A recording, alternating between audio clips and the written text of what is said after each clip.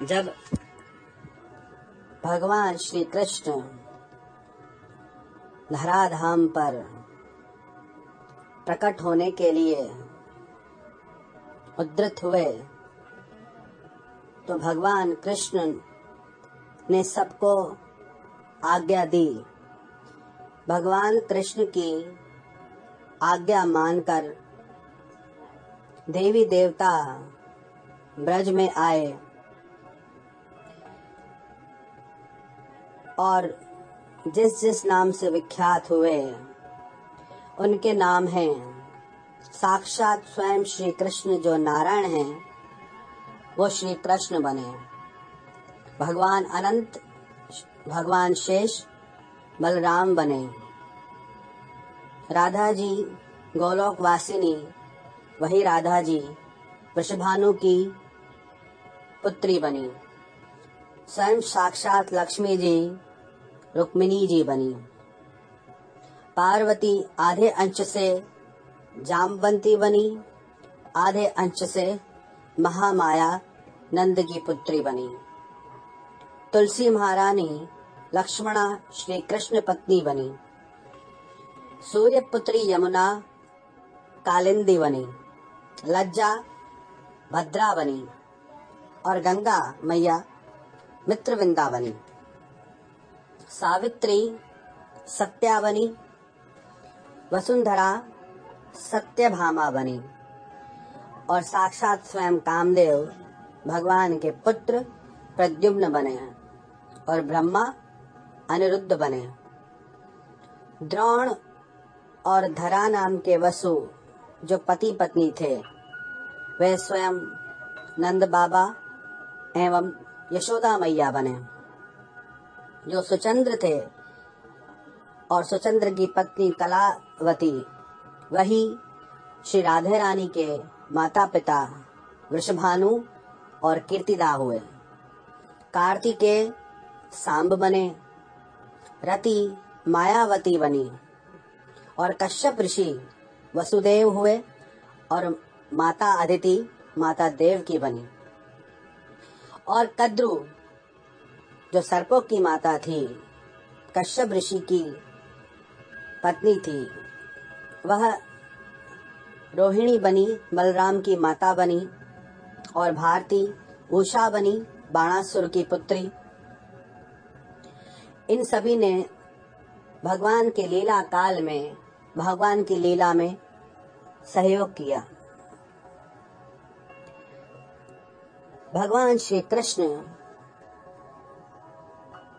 जिनके वक्ष स्थल में श्री राधा जी सदा विराजमान रहती हैं, जब भगवान कृष्ण का नंद व्रज में जाने का आदेश सुनकर उनको प्रीतम के वियोग से बड़ी चिंता हुई, तब ब्रजेश्वरी श्री राधा ने भगवान श्री कृष्ण से कहा, हे नाथ मैं कुछ कहना चाहती हूँ, प्रभु इस दासी की बात सुनो। मेरे प्राण चिंता से निरंतर जल रहे हैं, चित्त चंचल हो रहा है। तुम्हारी ओर देखते समय मैं पल भर के लिए भी आंखें बंद करने या पलक झपकने में भी खुद को असमर्थ समझती हूँ। फिर हे प्राणनाथ आप सोचिए, आपके बिना भूतल पर अकेली कैसे जीऊंगी मैं। हे प्राणेश्वर, हे जीव बंधो, सच सच बताओ, वहां गोकुल में कितने काल के पश्चात तुम्हारे साथ मेरा निश्चित मिलन होगा। आपको देखे बिना एक निमेष भी मेरे लिए 100 युगों के समान प्रतीत होता है। वहां मैं किसे देखूंगी, कहाँ जाऊंगी। कौन मेरी रक्षा करेगा? हे प्राणेश, सच्ची कहूँ तो आपके सिवा पिता, माता, भाई, बंधु, बहन अथवा पुत्र या किसी और का मैं क्षण भर भी चिंतन नहीं करती हूँ। हे मायापते, यदि तुम भूतल पर मुझे भेजकर माया से आच्छन्न कर देना चाहते हो, वैभव देकर भुलाना चाहते हो, तो मेरे समक्ष सच्ची प्रतिज्ञा करो, कसम लो मधुसूदन, मेरा मन रूप मधुप तुम्हारे मकरंद युक्त चरणार विंद में ही नित्य निरंतर भ्रमण करता रहे। मैं जहाँ जहाँ जिस योनि में भी मेरा जन्म हो, वहाँ वहाँ आप मुझे अपना स्मरण एवं मनोवांछित दास्य भाव प्रदान करोगे। मैं भूतल पर कभी भी इस बात को न भूलूं कि आप मेरे प्रियतम श्री कृष्ण हो और मैं आपकी प्रेयसी राधिका हूँ, और हम दोनों का प्रेम सौभाग्य शाश्वत है। हे प्रभु, यह उत्तम वर मुझे जरूर दो। जैसे शरीर छाया के साथ और प्राण शरीर के साथ रहते हैं, वैसे ही हम दोनों का जन्म एवं जीवन एक दूसरे के साथ बीते। हे नाथ, ये श्रेष्ठ वर मुझे अवश्य दो। भूतल पर पहुंचकर भी कहीं हम दोनों का पल भर के लिए भी वियोग न हो, ये वर मुझे दो। हे हरि, मेरे प्राणों से ही तुम्हारा शरीर निर्मित हुआ है। मेरे प्राण तुम्हारे श्री अंगों से विलग नहीं है। मेरी इस धारणा का कौन निवारण कर सकता है? मेरे शरीर से ही आपकी मुरली बनी है और मेरे मन से ही आपके चरणों का निर्माण हुआ है, क्योंकि मैं आपकी मुरली को अपना शरीर मानती हूँ और मेरा मन आपके चरणों से कभी अलग होता ही नहीं है। इस संसार में कितने ही ऐसे स्त्री पुरुष हैं जो सामने तो एक दूसरे की स्तुति करते हैं, परंतु अपने प्रियतम में निरंतर आसक्त रहने वाली मुझ जैसी प्रेम करने वाली प्रेयसी कहीं भी नहीं है। आपके शरीर के आधे भाग से मेरा निर्माण हुआ है। आप में और मुझ में, हम दोनों में कोई भेद नहीं है, हम दो नहीं हैं। अतः मेरा मन निरंतर आप में ही लगा रहता है। मेरा आत्मा, मेरा मन और मेरे प्राण जिस तरह तुम में स्थापित है, उसी तरह तुम्हारे मन, प्राण और आत्मा मुझ में स्थापित हैं। अतः विरह की बात कान में पड़ते ही आंखों का पलक गिरना बंद हो गया है और हम दोनों आत्माओं के मन, प्राण निरंतर दग्ध हो रहे हैं। भगवान कृष्ण ने कहा कि हे देवी, उत्तम आध्यात्मिक योग शोक का उच्छेद करने वाला होता है, अतः उसे बताता हूँ, तुम सुनो। यह योग योगिंद्रों के लिए भी दुर्लभ है। हे सुंदरी, देखो, सारा ब्रह्मांड आधार और आधेय के रूप में विभक्त है। इसमें भी आधार से पृथक आधेय की सत्ता संभव नहीं है। फल का आधार है फूल, फूल का आधार है पल्लव, पल्लव का आधार है तना या डाली, तथा उसका भी आधार स्वयं वृक्ष है। वृक्ष का आधार अंकुर है जो बीज की शक्ति से संपन्न होता है। उस अंकुर का आधार बीज है, बीज का आधार पृथ्वी है, पृथ्वी के आधार शेषनाग है, शेष के आधार कश्यप है, कश्यप का आधार वायु है और वायु का आधार मैं हूँ। मेरी आधार स्वरूपा तुम हो, क्योंकि मैं सदा तुम में स्थित रहता हूँ। तुम शक्तियों का समूह और मूल प्रकृति ईश्वरी हो। शरीर रूपिणी तथा त्रिगुणाधार स्वरूपिणी भी तुम ही हो। तुम्हारी आत्मा मैं निरीह हूँ। तुम्हारा संयोग प्राप्त करके ही मैं चेष्टावान होता हूँ। शरीर के बिना आत्मा कहा। देवी, शरीर और आत्मा दोनों की प्रधानता है। बिना दो के संसार कैसे चल सकता है? हे राधे, हम दोनों में कहीं कोई भेद नहीं है। जहाँ आत्मा है वहाँ शरीर है। ये दोनों एक दूसरे से अलग नहीं है। जैसे दूध में धवलता, अग्नि में जलाने की शक्ति, पृथ्वी में गंध और जल में शीतलता है, उसी तरह तुम में मेरी स्थिति है।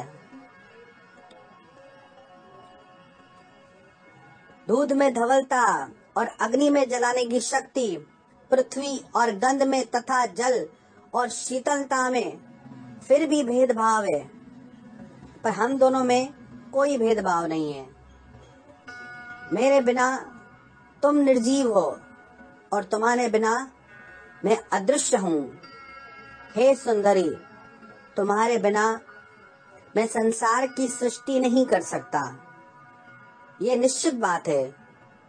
ठीक उसी तरह जिसे कुम्हार मिट्टी के बिना घड़ा नहीं बना सकता, सुनार सोने के बिना आभूषणों का निर्माण नहीं कर सकता,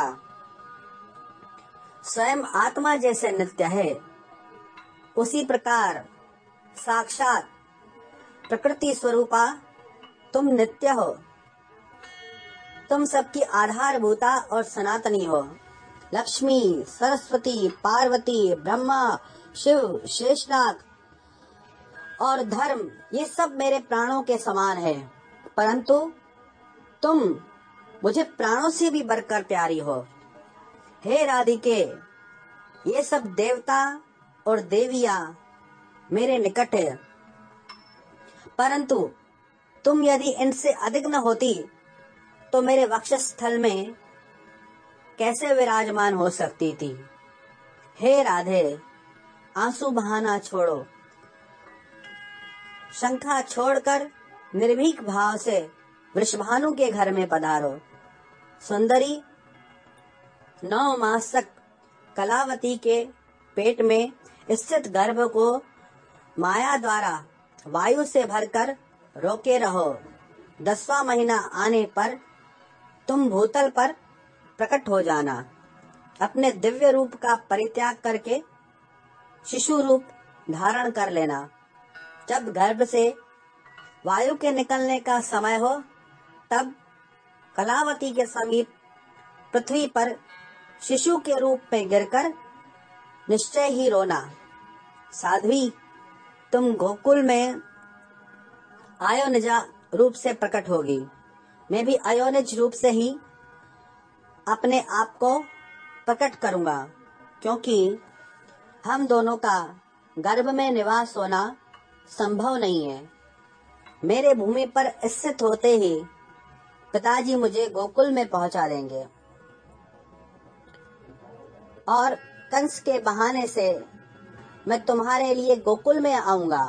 कल्याणी, तुम यहाँ यशोदा के मंदिर में मुझ नंद नंदन को प्रतिदिन आनंद पूर्वक देखोगी और हृदय से लगाओगी। हे राधिके, मेरे वरदान से तुम्हें समय पर मेरी स्मृति होगी और मैं वृंदावन में तुम्हारे साथ नित्य स्वच्छंद विहार करूंगा। सुशीला आदि जो 33 तुम्हारी सखियां हैं, उनके तथा अन्य बहुसंख्यक गोपियों के साथ तुम गोकुल को पधारे। असंख्य गोपियों को अपने अमृतोपम एवं परिमित वाणी द्वारा समझा बुझाकर आश्वासन दे। गोलोक में ही रहकर तुम्हें गोकुल में जाना है। यहाँ देखिए, मैं भी इन असंख्य गोपों को यहीं स्थापित करके पीछे से वसुदेव के निवास स्थान मथुरापुरी में पदार्पण करूंगा। मेरे प्रिय से प्रिय गोप बहुत बड़ी संख्या में मेरे साथ क्रीड़ा के लिए व्रज में चले और गोपों के घर में जन्म ले। ब्रह्मा, शिव, धर्म आदि देवता और देवियों ने गोपों और गोपियों के साथ बड़ी प्रसन्नता के साथ परात्पर श्री कृष्ण का स्तवन किया, उनके चरणों में मस्तक झुकाया। उस समय श्री राधा के नेत्रों में आंसू भरे हुए थे। अत्यंत दीन और भय से व्याकुल दिखाई देती थी।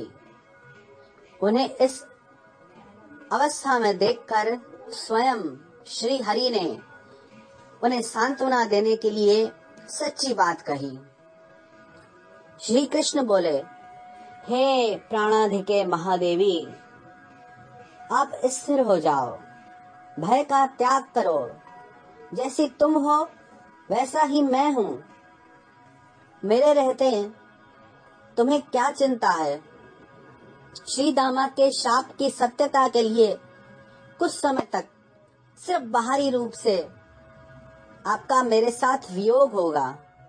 अतएव मैं मथुरा में आ जाऊंगा। वहाँ भूतल का भार उतारना, माता पिता को बंधन से छुड़ाना, अन्य कर्मों का संपादन, पिता के यज्ञ का संपादन, वही शुभ वेला में पुनः तुम्हारे साथ मिलन तथा गोपियों का साक्षात्कार आदि कार्य मुझे करने हैं। फिर तुम्हें अध्यात्म ज्ञान का उपदेश देकर वास्तव में तुम्हारे साथ नित्य मिलन का सौभाग्य प्राप्त करूंगा। इसके बाद मेरे साथ दिन रात तुम्हारा संयोग बना रहेगा। कभी क्षण भर के लिए भी वियोग नहीं होगा। इतना ही नहीं, वहां से तुम्हारे साथ पुनः व्रज में आगमन होगा। प्राण वल्लभे, वियोग काल में भी स्वप्न में भी मैं तुम्हारे साथ सदैव मिलता रहूंगा। वृंदावन में तुम्हारे साथ मेरा सदैव निवास होगा। फिर माता पिता तथा गोपियों के शोक का पूर्णतः निवारण होगा। भूतल का भार उतार कर तुम्हारे और गोप गोपियों के साथ मेरा पुनः गोलोक में आगमन होगा। फिर इसी गोलोक में तुम्हारे साथ मेरा निवास होगा। कांते, इस प्रकार समस्त भावी शुभाशुभ का वर्णन मैंने कर दिया। लाल कमल के समान नेत्रों वाली श्री राधा जी श्री कृष्ण को प्रणाम करके विरह के भय से कातर हो उनके सामने फूट फूट कर रोने लगी। वह ठहर ठहर कभी कुछ दूर जाती और जा जाकर फिर लौट आती। लौटकर पुनः श्री हरि का मुख निहारने लगती। सती राधा शरत काल की पूर्णिमा के चंद्रमा की कांति सुधा से पूर्ण प्रभु के मुख चंद्र की सौंदर्य माधुरी का अपने निमेष रहित नेत्र चकोरों द्वारा पान करती थी। तदंतर परमेश्वरी श्री राधा प्रभु की 7 बार परिक्रमा तथा 7 बार प्रणाम करने के बाद श्री हरि के सामने खड़ी हुई। तत्पश्चात 33 सखी स्वरूपा